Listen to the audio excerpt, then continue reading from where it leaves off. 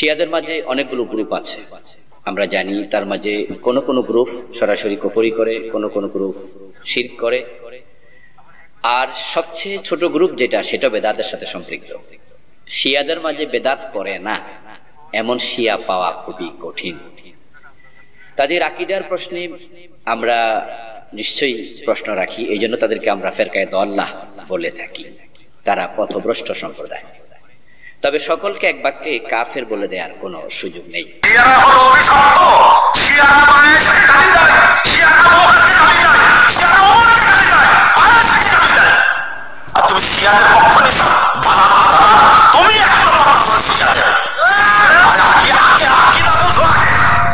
শেখ, আরেকটা বিষয় আমরা লক্ষ্য করছি, সেটা হচ্ছে প্রেসিডেন্ট ইব্রাহিম রাইসির মৃত্যুর পরপরই অনেকে শোকাহত হয়ে শোক প্রকাশ করছেন। কেউ ইন্না লিল্লাহ লিখছেন, কেউ বা আল্লাহ তাকে জান্নাতবাসী করুক এরকম দোয়া করছেন। আবার একই সাথে বিপরীত পৃষ্ঠে কাউকে দেখা যাচ্ছে আলহামদুলিল্লাহ বলছেন।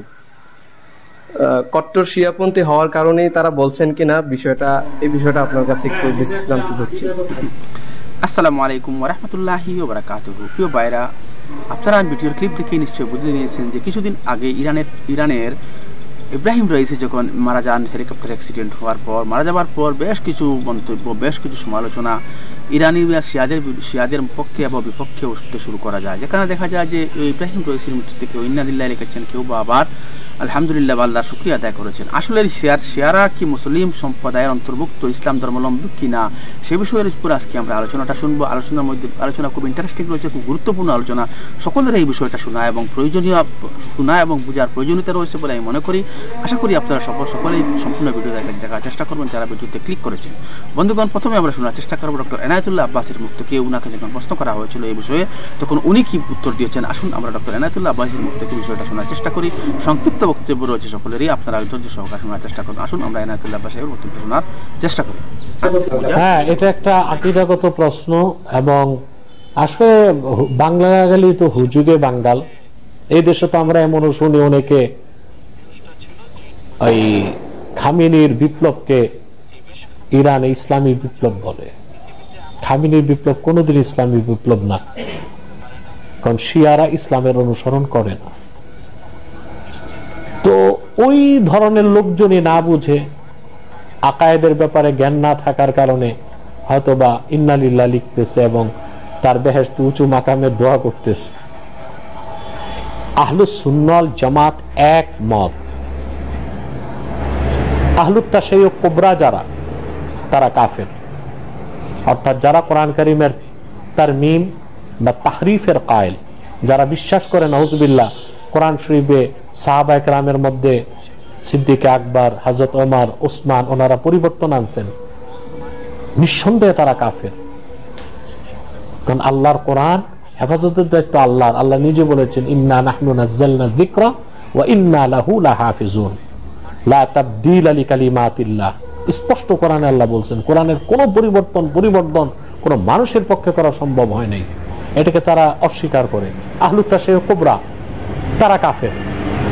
যদি সে সেই পন্থী হয়ে থাকে তাহলে তো ইন্না লিল্লাহ বলার প্রশ্নই আসে না, যে বলবে তার ঈমান নষ্ট হয়ে যাবে। আর যদি আহলুত তাশাইয়ুক সুগরা হয়, এরা কারা? এরা হচ্ছে যে তাদের আকীদায় সাহাবায়ে কেরামকে তারা গালিগালাজ করে না, বা কোরআন কারীমের কোনো আয়াতে তাদের শক নাই, তারমিম বা তাহরিফের কায়েল না। শুধুমাত্র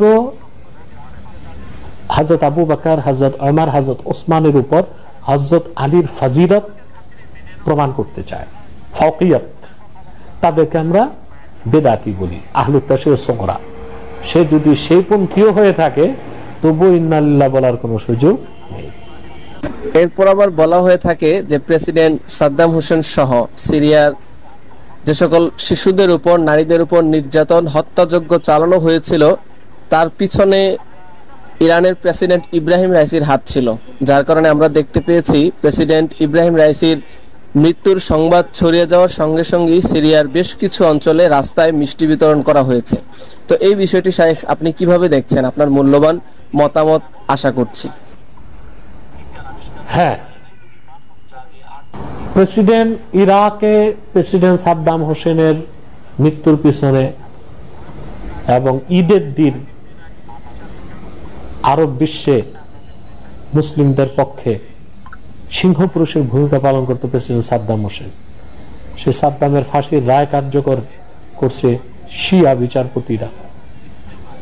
বর্তমানে ইরাক এটা এখন সুন্নিদের হাতে না, সবকিছুর পিছনে রাইসির হাত ছিল।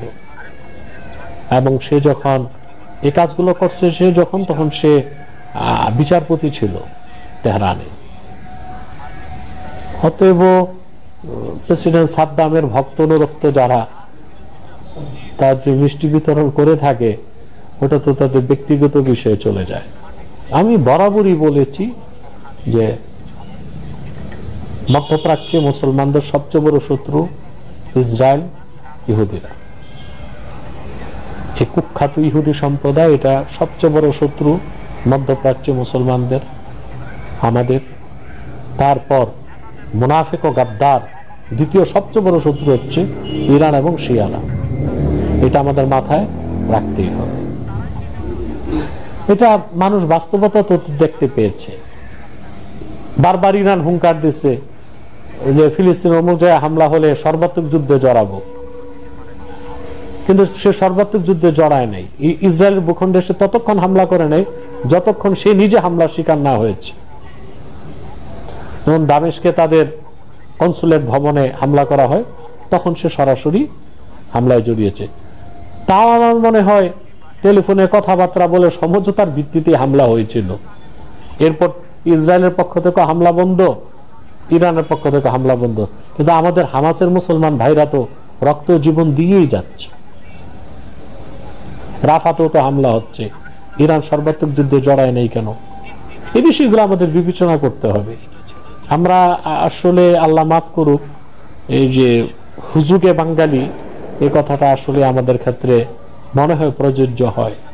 আমরা অনেকটা না বুঝেই আবেগ প্রবণ হয়ে অনেক কথা অনেক সময় বলি, কিন্তু কোন কথার কারণে আমাদের আকীদায় আঘাত আসে, কোন কথার কারণে আমাদের নিজেদেরই মান নষ্ট হয়ে যায়, ওই দিকটা আমরা মোটেও লক্ষ্য রাখি না। আল্লাহ আমাদেরকে হেদায়েত করুক, হেফাজত করুক।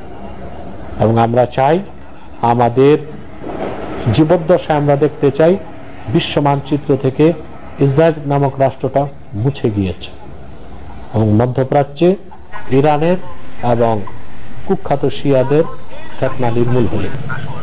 তো বন্ধুগণ, আপনারা এখানে শুনলেন এনায়েতুল্লাহ আব্বাসী সাহেবের, ডক্টর এনায়েতুল্লাহ আব্বাসী সাহেবের খুব সুন্দর বক্তব্য এবং খুব সুন্দর উপস্থাপনা। শিয়াদের সম্পর্কে উনি বা ইরান সম্পর্কে উনি যে মন্তব্যগুলো করলেন। বন্ধুগণ, এবার আমরা আরেকজন শেখের মুখ থেকে বয়ান শোনার চেষ্টা করব। উনি হলেন মুফতি জাভেদ কাসিমি সাহেব। আসুন আমরা ওনার মুখ থেকে বক্তব্য শোনার চেষ্টা করব। আব্দুর রহমান হুজাইফি এখনো জীবিত আছেন। তিনি মদিনার ইমাম আব্দুর রহমান হুজাইফি, তিনি তার দায়িত্ব করতে তাদেরকে ঘুরায় দেখানোর জন্য। তিনি বলেন যে তার বক্তব্য, তিনি মদিনার মসজিদ নববীতে জুমার বক্তব্যে কথাগুলো বলছেন, তার সেই বক্তব্য আরবি এবং বাংলা দুটোটাই আমার কাছে সংরক্ষিত আছে। নিজে বলছেন যে আমি যখন তাকে ধরে ধরে মদিনার বিভিন্ন জায়গায় দেখাইলাম, শেষ পর্যন্ত রোজায় আথারে নিয়ে গেলাম, রোজার সামনে দাঁড়াইলাম, তখন দেখলাম, আমি নিজের কানে শুনছি যে সে আবু বকর ওমর রাদিয়াল্লাহু আনহুমাকে লানত করতেছে, অভিশাপ দিতেছে। উনি বলেন যে আমি রাগে ফিরে গেলাম, যেহেতু রাষ্ট্রীয় দায়িত্বশীল, রাষ্ট্রীয় মেহমান, তাৎক্ষণিকভাবে কিছু বলতে পারি নাই। কিন্তু তখনই শুক্রবার দিন ছিল, তখনই তিনি যখন জুমার নামাজ পড়াইতে গেছেন, জুমার খুতবায় তিনি এই কথাগুলো স্পষ্ট বলছেন। সেই খুতবাটাও আমার কাছে এখনো অনুবাদ সহ আছে, কেউ পড়তে চাইলে পড়েন। কোথায়? সেই ঘটনার পরে হুজাইফিকে বিচার করা হয়েছে, কিন্তু খুমিনি এবং খুমিনির উত্তরসূরিদেরকে বিচার করা হয় নাই।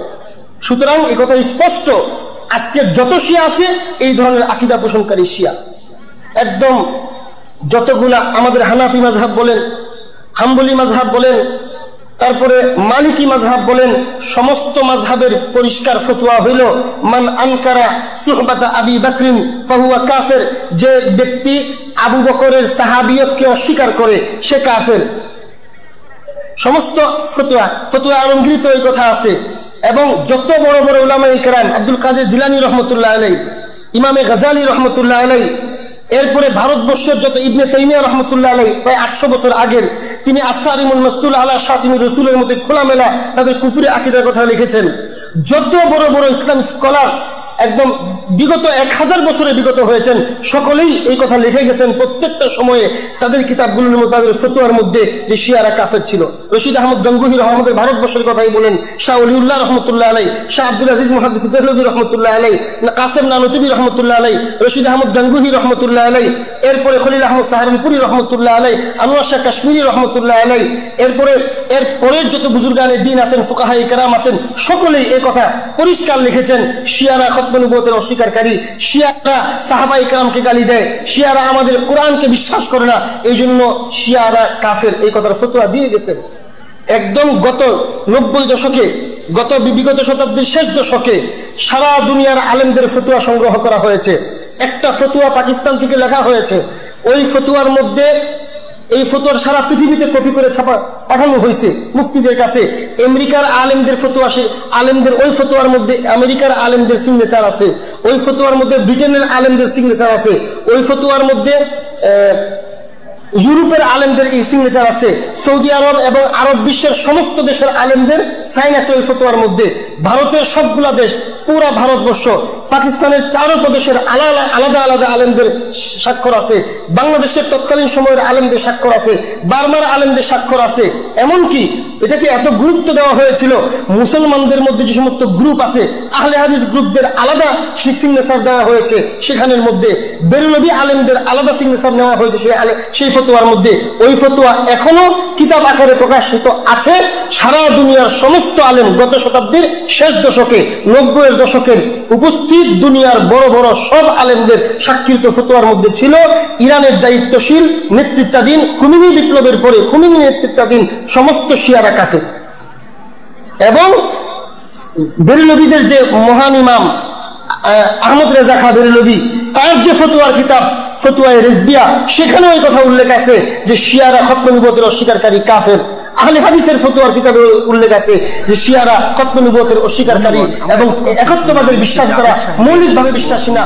বন্ধুগণ, আপনারা এখানে মুফতি জাভেদ কাসেমি সাহেবের খুব সুন্দর, গুরুত্বপূর্ণ এবং তথ্যভিত্তিক এবং ঐতিহাসিক ভিত্তিক কিছু উক্তি বা কিছু বয়ান উনি রাখলেন, আমরা দেখলাম। বন্ধুগণ, শিয়াদের সম্পর্কে উনি যেসব বয়ান রাখেছেন, আশা করি আপনাদের এই বিষয়টা বুঝতে সহজ হয়েছে। বন্ধুগণ, এবার আমরা দেখার চেষ্টা করব আব্দুর রাজ্জাক বিন ইউসুফ সাহেবের ছেলে আব্দুল্লাহ বিন আব্দুর রাজ্জাক উনি কি বলেন। আসুন আমরা উনার মুখ থেকে কিছু কথা শোনার চেষ্টা করি। রাফেজি, যেটা ইরানের শিয়া, তাদের উপর, এবং শিয়াদের অনেক প্রকারভেদ আছে। শিয়াদের মধ্যে ইসনা আশারা আছে, শিয়াদের মধ্যে জাইদি আছে, শিয়াদের মধ্যে যারা হচ্ছে আলাবি আছে। আলাবি শিয়ারা আলী রাদিয়াল্লাহু তাআলাকে ইলাহ মনে করে, রব মনে করে, নাউজুবিল্লাহ। এবং এই আলাবি ফেরকার উত্থান আলী রাদিয়াল্লাহু তাআলার জীবদ্দশাতেই ঘটেছে, যাদেরকে আলী রাদিয়াল্লাহু তাআলা আগুনে জ্বালিয়ে দিয়েছে, আগুনে পুড়িয়ে মেরেছে।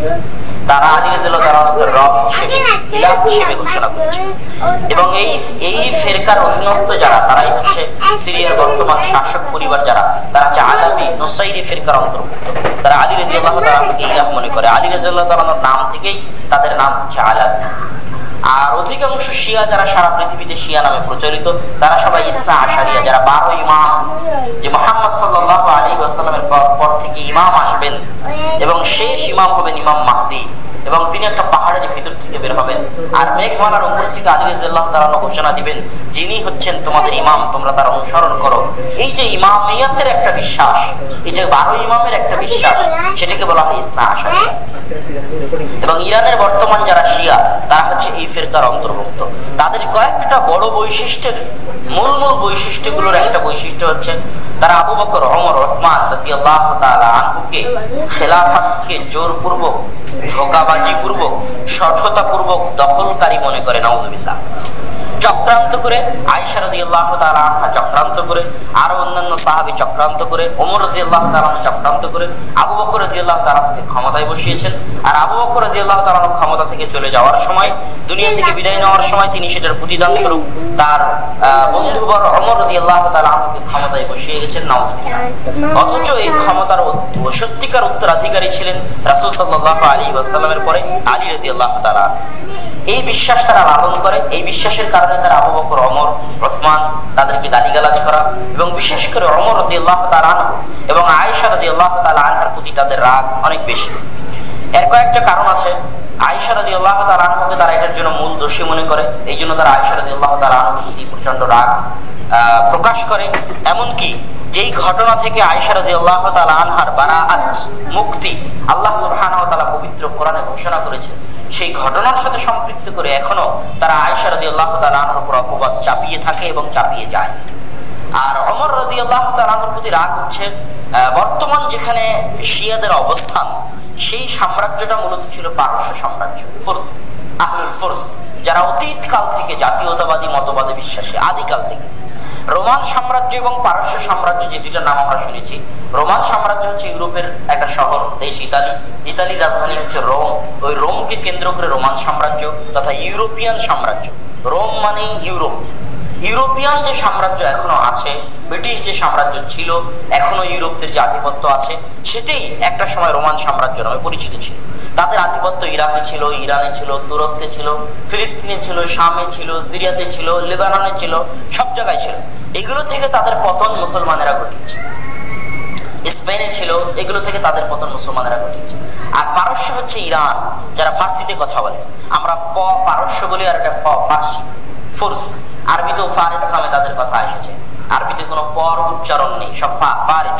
সেটা কি আমরা বাংলায় বলি পারস্য। তো ওই পারস্যদেরকে পরাজিত করে তাদের ক্ষমতা দখল করা হয় ওমর রাদিয়াল্লাহু তাআলা আনহুর নেতৃত্বে। ওমর রাদিয়াল্লাহু তাআলা আনহুর যুগে কাদিসিয়ার যুদ্ধে ওমর রাদিয়াল্লাহু তাআলা আনহুর নেতৃত্বে, ওমর রাদিয়াল্লাহু তাআলার শাসনামলে পারস্যের ক্ষমতা ধ্বংস হয় এবং তাদের যে বীর রুস্তম তারা পরাজিত হয়। এবং এখনো পারস্যরা তাদের ওই জাতীয়তাবাদী চিন্তাধারা, যে আমরা জাতিতে পারস্য, এই জাতীয়তাবাদী চিন্তাধারায় বিশ্বাসী হওয়ার কারণে তারা ভিতরে ভিতরে ওমর রাদিয়াল্লাহু তাআলা আনহুকে নিজেদের শত্রু মনে করে। তারা অন্তর থেকে পরিপূর্ণরূপে ইসলামকে এখনো গ্রহণ করতে পারে, মানতে পারে, বিশ্বাস করতে পারেনি। এই জন্য তারা ইসলামের ভাষা আরবিকে গ্রহণ করতে পারেনি। তাদের প্রভাবের কারণে আমরাও ইসলামের ভাষা আরবি গ্রহণ করতে পারিনি, কারণ আমরা তাদের দ্বারা শাসিত হতাম। না হলে পৃথিবীর যেখানে ইসলাম গেছে সেখানকার মানুষ নিজের জাতি, গোত্র, ধর্ম, বর্ণ, সংস্কৃতি সবকিছুকে ইসলামের সামনে স্যালেন্ডার করে দিয়েছে। নিজেদের ভাষা পর্যন্ত ইসলামের সামনে স্যালেন্ডার করে দিয়েছে। কিসের নিজের ভাষা? আরবি ভাষায় কথা বলতে হবে। যেখানে ইসলাম প্রবেশ করেছে সেখানে আবেগ মানুষের মধ্যে দেখা গেছে। কোথায়? স্পেন। স্পেনে কোনোদিন আরবি ভাষা ছিল না, কিন্তু ইসলাম যখন ঢুকেছে তখন তারা এমন ভাবে ইসলামকে গ্রহণ করেছে নিজের ভাষা বাদ দিয়ে দিয়েছে। এখন শিখবো আরবি ভাষা। খুব সুন্দর বক্তব্য শুনলাম আমরা আব্দুল্লাহ বিন আব্দুর রাজ্জাক সাহেবের বক্তব্য। উনি কিভাবে খুব যুক্তিভিত্তিক এবং তথ্যভিত্তিক প্রমাণ দিয়ে কথা বলতে চেয়েছেন। বন্ধুগণ, যারা আবু বকর সিদ্দিক, হযরত আয়েশা সিদ্দিকা রাদিয়াল্লাহু তাআলা আনহুকে যারা মানে কাফির মনে করে, যারা মুসলমান মনে করে না, তারা কীরকম আমাদের ভাই হতে পারে, তারা কীরকম মুসলিম হতে পারে? বন্ধুগণ, এবার আমরা দেখার চেষ্টা করবো ডক্টর আবুল কালাম আজাদ বাশার সাহেবের বক্তব্য। উনি বিষয়টা কি বলেন শিয়াদের সম্পর্কে, আসুন আমরা একটু জানার এবং বুঝার। শিয়াদের ব্যাপারে আহলুস সুন্নাত ওয়াল জামাতের অবস্থান কি? তাদের কারো মৃত্যুতে দোয়া করা যাবে কিনা? আসলে শিয়াদের আকীদার ব্যাপারে তো আহলুস সুন্নাত ওয়াল জামাতের সকলে আমরা স্পষ্ট যে তাদের আকীদা প্রশ্নবিদ্ধ। তাদের কেউ কেউ একবারে কুফরি পর্যন্ত গড়িয়ে যায়। তাদের কারো কারো আকীদা কুফর পর্যন্ত না গেলেও তারা অনেক রকমের শিরকে লিপ্ত। শিয়াদের মাঝে অনেকগুলো গ্রুপ আছে, আমরা জানি। তার মাঝে কোন কোন গ্রুপ সরাসরি কুফরি করে, কোন কোন গ্রুপ শিরক করে, আর সবচেয়ে ছোট গ্রুপ যেটা, সেটা বেদাতের সাথে সম্পৃক্ত। শিয়াদের মাঝে বেদাত করে না এমন শিয়া পাওয়া খুবই কঠিন। তাদের আকীদার প্রশ্নে আমরা নিশ্চয়ই প্রশ্ন রাখি, এই জন্য তাদেরকে আমরা ফেরকায়ে দাল্লাহ বলে থাকি। তারা পথভ্রষ্ট সম্প্রদায়। তবে সকলকে এক বাক্যে কাফের বলে দেওয়ার কোনো সুযোগ নেই। তাদের মাঝে কেউ কেউ রাসূলুল্লাহ সাল্লাল্লাহু আলাইহি ওয়াসাল্লামের রিসালাত পর্যন্ত স্বীকার করে। তারা বলে যে জিবরিল আমিন ভুলে রাসূলের কাছে ওহী নাযিল করেছে। মূলত ওহী নিয়ে আল্লাহ তাকে পাঠিয়েছিলেন হযরত আলীর কাছে, আউযুবিল্লাহ। এবং তাদের মাঝে সাহাবায়ে কেরামকে তারা গালিগালাজ করে প্রকাশ্যে, এমন অসংখ্য শিয়া আছে। বিশেষ করে হযরত আবু বকর, ওমর এবং ওসমান রাদিয়াল্লাহু তাআলা আনহুকে প্রচন্ড রকমের গালিগালাজ করে। মা আয়েশা চরিত্রে কলঙ্কের তিলক এঁকে কথা বলে। তারা হযরত আলী, হযরত হাসান হুসাইন, হযরত ফাতেমা, আব্বাস রাদিয়াল্লাহু তাআলা আনহু তাদেরকে খুব শ্রদ্ধা করে। এই ব্যতি রেখে আর বাকি সকল সাহাবীকে মুরতাদ বলে, কাফের বলে, এমন শিয়াও আছে। নাউযুবিল্লাহি মিন যালিক। তবে হ্যাঁ, তাদেরকে যেহেতু আমরা কাফের মনে করি না, কাফের বলি না এক বাক্যে, সেহেতু তাদেরকেও মারা গেলে দোয়া করতে অসুবিধা নেই। কারণ যারা সরাসরি কাফির এবং মুশরিক, তাদের জন্য দোয়া করার অনুমতি নেই। আর যদি শিয়াদেরকে কাফের এবং মুশরিক মনে করা হতো, তাহলে তাদের জন্য কাবা জিয়ারতের অনুমতি দেয়া হতো না। পবিত্র কোরআন মাজিদ আল্লাহ তাআলা বলেছেন, ইন্নামাল মুশরিকুনা নাজাস ফালা ইয়াকরাবুল মাসজিদাল হারাম বা'দা আমিহিম হাদা। যারা মুশরিক তারা তো নাফাক, তারা ফাতহ মক্কার পর থেকে কিয়ামত পর্যন্ত মসজিদে হারামের কাছাকাছি যাওয়া নিষিদ্ধ, আল্লাহ নিষেধ করেছেন। এই জন্য আপনারা জানেন যে পৃথিবীর কোন অমুসলিম, ইহুদি, খ্রিস্টান, হিন্দু, তাদেরকে মক্কা শরীফে যাওয়ার অনুমতি দেয়া হয় না। তারা কাবাতুল মুকাররমা যেতে পারে না। কিন্তু শিয়ারা হজ করতে মক্কা যায়, সৌদি প্রশাসন তাদেরকে মানা করে না, অথবা পৃথিবীর কোন আলেম বলেনি শিয়াদের জন্য কাবার অঙ্গনে যাওয়া নিষিদ্ধ করা হোক। কারণ এক বাক্যে শিয়াদেরকে কেউ কাফের অথবা মুশরিক বলে না। তো যেহেতু তাদেরকে আমরা সরাসরি কাফের অথবা মুশরিক বলে দিচ্ছি না, সেহেতু তাদেরকেও মারা গেলে সিম্পেথি দেখানো, সমবেদনা প্রকাশ করা অথবা তার জন্য দোয়া করা, এতে অসুবিধা নেই। কারণ আপনি কাফের নয়, মুশরিক নয়, এমন প্রত্যেক ব্যক্তির জন্যই দোয়া করার সুযোগ রয়েছে আপনার জন্য। আর ইতিমধ্যে আমরা দেখেছি যে ইরানের প্রেসিডেন্ট তিনি মারা গিয়েছেন হেলিকপ্টার অ্যাক্সিডেন্ট করে, সেখানকার স্বরাষ্ট্রমন্ত্রী সহ আরো কিছু মানুষ। এ নিয়ে বিতর্ক উঠেছে আলেমদের মাঝে। কেউ কেউ বলছেন তাদের জন্য দোয়া করা যাবে না। আমরা বলছি যে না, এটা ঠিক নয়, এই চিন্তাটা ঠিক নয়। কোন ব্যক্তির কুফরি থাকা আর ব্যক্তিকে সরাসরি কাফের বলে দেয়া এক জিনিস নয়। অনেক বিষয়ে আমরা কুফরি বলি, শিরিক বলি। মান তারাকা সালাতাম মুতাআম্মিদান ফাকাদ কাফার। যে ব্যক্তি ইচ্ছা করে নামাজ ছেড়ে দিল, সে কুফরি করলো। এই কথার অর্থ কি বেনামাজি মারা গেলে আমরা দোয়া করব না? দোয়া করা এক কথা, আর ব্যক্তির কুফরি নিয়ে আলোচনা করা ভিন্ন কথা। আবার কোন ব্যক্তিকে সরাসরি কাফের বলে দেয়া, সেটা ভিন্ন কথা।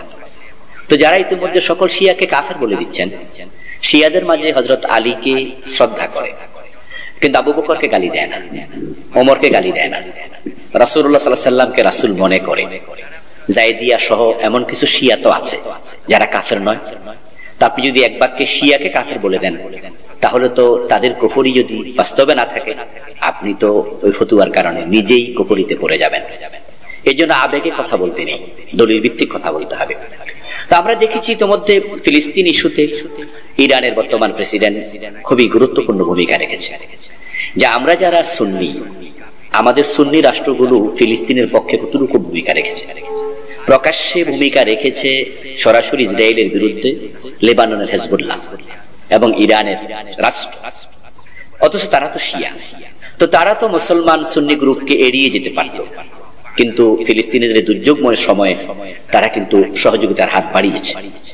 তো যারা আমাদের সহযোগী, তাদের সাথে তারা মারা গেলে ইন্না লিল্লাহ পড়া যাবে না, দোয়াও করা যাবে না, এটা কেমন আচরণ?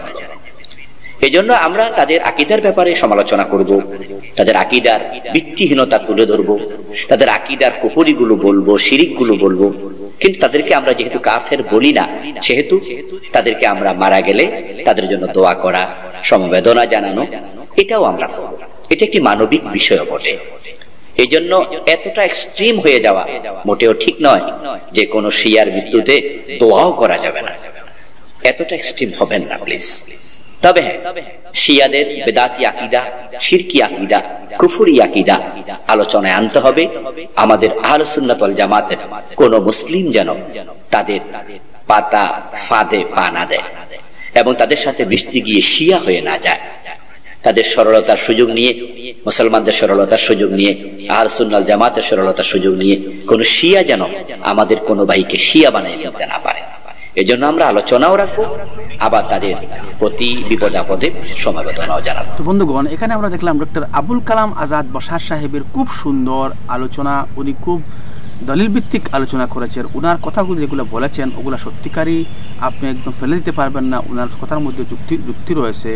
ইব্রাহিম রাইসি মারা যাওয়ার পর যে এই বিতর্কটা উঠেছিল, সেই বিতর্ক সম্পর্কে আপনারা এই যে 3-4 জন উলামায়ে কেরামের, ওরা ইসলামের বর্তমান সমাজের খুব জনপ্রিয় ওনারা স্কলার রয়েছেন, বর্তমানে রয়েছেন, ওদের খুব জনপ্রিয়তা রয়েছে। আপনারা ওদের বক্তব্য শুনেছেন। আশা করি বিষয়টা আমরা ভালোভাবে বুঝতে পেরেছি যে সব শিয়াদের একচেটিয়া কাফির ফতোয়া দেওয়া কখনো জায়েজ হবে না এবং এটা ঠিকও নয় বন্ধুগণ। কারণ ওরা তো আল্লাহ রাব্বুল আলামিনকে সাজদা করে, মসজিদে গিয়ে নামাজও পড়ে, সব কিছু করে, হজও করে, ইসলামের বিভিন্ন কায়দা কানুন ওরা মেনে চলে। কিন্তু কয়েকটা কারণ যেগুলো রয়েছে যেগুলো ওরা মানে না বা ওরা মানতে চায় না, কিন্তু সব শিয়ারা কিন্তু একই রকম নয় বন্ধুগণ। সেই হিসাবে আমরা সব শিয়াদেরকে এক বাক্যে কাফির বলা আমার মনে হয় যুক্তিসঙ্গত হবে না বন্ধুগণ। ভিডিওর কমেন্টে এসে আপনার মন্তব্য অবশ্যই লিখবেন এবং ভিডিওটি শেয়ার করে সবাইকে দেখার সুযোগ করে দিবেন, যাতে সবাই বিষয়টা দেখতে পারে এবং বুঝতে পারে। আসসালামু আলাইকুম ওয়া রাহমাতুল্লাহি ওয়া বারাকাতুহু।